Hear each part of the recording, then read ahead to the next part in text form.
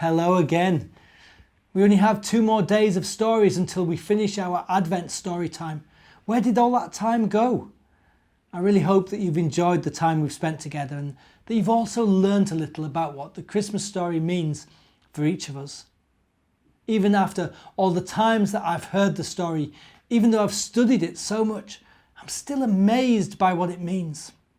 Still amazed by the fact that God would come and become human and live with us. Today the end is in sight for the little bear. So let's go and see what is behind his door tonight. On December the 23rd, Benjamin opened the door next door and found an ox. The streets of Bethlehem were bustling with activity. The little bear and the lamb were awed by all the people. Suddenly, an ox entered the village square. He was large and strong. He wore his horns proudly like a crown. He walked by himself. No one led him.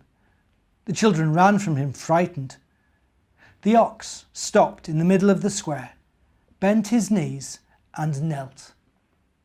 For a moment the bustle stopped and everyone knelt with him, filled with wonder.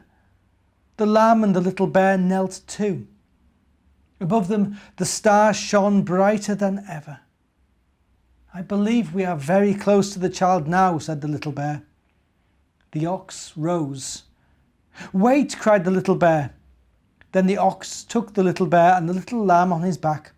"We must hurry," he said. "The child will be born very soon, and I want to be there to warm him with my breath." "Does that mean that we're almost there now?" asked Benjamin excitedly. "Yes, indeed," said Mother Bear. Do you see how God inspires wonder in all of us? That wonder continues as we go through our Advent calendar window for the penultimate time and see what's lying in wait for us on the other side.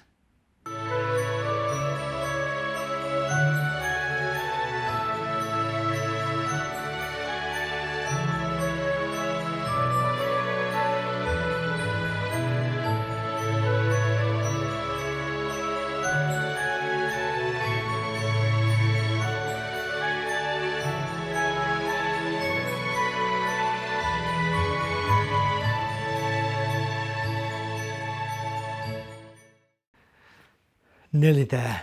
We've nearly made it all the way to the end. Our scene is now very, very crowded. A few pieces left to put into the jigsaw, reminding ourselves of the full story of the birth of Jesus. So let's have a look in the bag.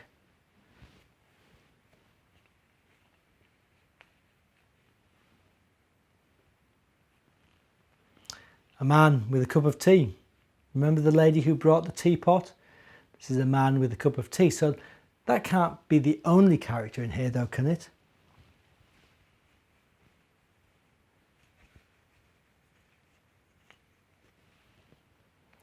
Of course not, because this character is Joseph, which means that we also have to include Mary, the mother of Jesus. So if we remind ourselves quickly of the story, Mary becomes pregnant with Jesus. And they go to Bethlehem for a census because Joseph is originally from there and he has to go back to report to say that that's where he's from. So he and Mary travel all the way to Bethlehem. And when they get there, there's no room at the inn. So they find themselves in a stable. We're going to pop these in now.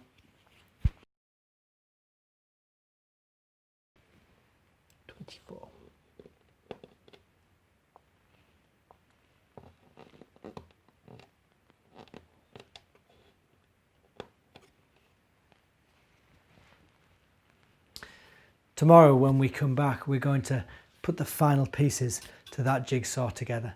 We're going to find out exactly what happens to Mary and Joseph when they go to Bethlehem. I'm sure you already know, but come back tomorrow and find that final piece of the jigsaw.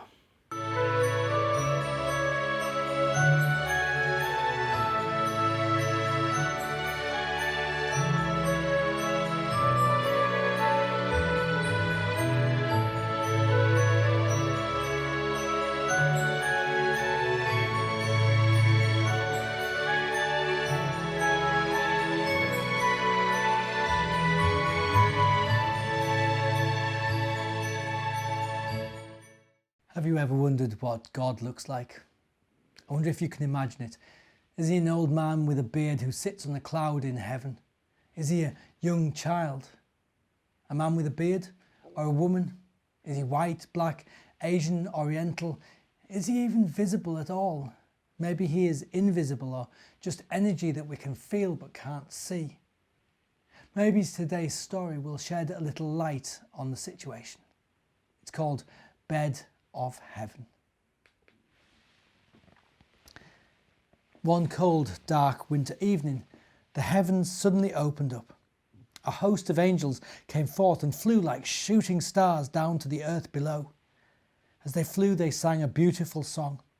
The animals with their sensitive ears were the first to hear it, and they watched entranced as the angels came down, leaving a long trail of the finest cloud silk behind them. "What's going on?" sniffed a rabbit who sat freezing in his burrow. Curiously, he hopped towards the angels who were now standing there, gazing around them and looking rather lost. "Can I help you?" asked the rabbit. The angels shook their heads. "No, little friend," said one of the angels, "you can't. The Son of Heaven is due to enter the world shortly, and we're trying to find somewhere suitable for his crib. But where?" "In the town," cried some of the angels. "No, in the forest. Nonsense. The child should live near water." The angels almost came to blows. And so the little rabbit jumped in and shouted, "Stop! I know a good place. Come with me." The angels, somewhat taken aback, duly flew after him. "What? Here?" they all yelled in disgust. "But it's a stable." "Precisely," said the rabbit proudly. "A really nice stable with a roof, water and a bed for the Son of Heaven." The angels fell silent and looked around. "But it looks awful," moaned one. "We'd have to clean it up first. We've got so many other things to do." "Leave it to me," said the rabbit, and hastily hopped away. He hurried to the great stone and drummed a summons to all his friends. "You see that star up there?" he cried. "Tonight something special is going to happen. The Son of Heaven is coming into the world, and we have to prepare a bed for him so that he won't freeze to death." The animals all nodded. "We'll help you." Each of them had something to do or to give. The birds fanned the dust off the wooden beams. The deer swept the floor with a branch. The ants and mice carried the dirt outside. The ox brought some sweet-scented hay from the meadow. The sheep padded the manger with soft wool. And then the animals suddenly heard a deep voice speaking from the entrance. "What's going on here?" They froze in terror. It was the wolf. The big, strong ox bravely stepped between the wolf and his friends and mooed. "Tonight will be a holy night, and you can help us too." Then the wolf lowered his shaggy head and growled. "Okay, I'll fetch some firewood from the forest." In the meantime, the angels sat on the roof. They made sure that the cloud silk didn't get tangled up, and they watched as the cold stable changed into a warm and welcoming home. Finally, the largest of all the angels gestured to the little rabbit. "The star is very close now. They're coming." "And we're going," the rabbit said to his friends. When Mary and Joseph stepped over the threshold, everything was clean and still. Outside the stable, the animals cuddled up together and waited for a miracle. And indeed, it came to pass. "Hallelujah," sang the angels in chorus, and the star shone even more brightly than before. "Hallelujah, rejoice all ye on earth. The Son of God is born today." "Please, may we come and see?" asked the rabbit. The nearest angel nodded. "Yes, of course, come in." Then one after another the animals quickly approached the crib, quietly and silently. They looked inside, and because each of them was thinking of his or her own children, the birds saw a chick, the deer saw a fawn, the cow saw a calf, the sheep saw a lamb, and the wolf saw a cub. But, this can't be real," whispered the rabbit in astonishment. "The Son of God looks just like us." The big angel laughed and whispered, "Yes, that's the greatest of all the miracles." The Son of God looks just like us. I love the ending to the story. What a wonderful way of putting it.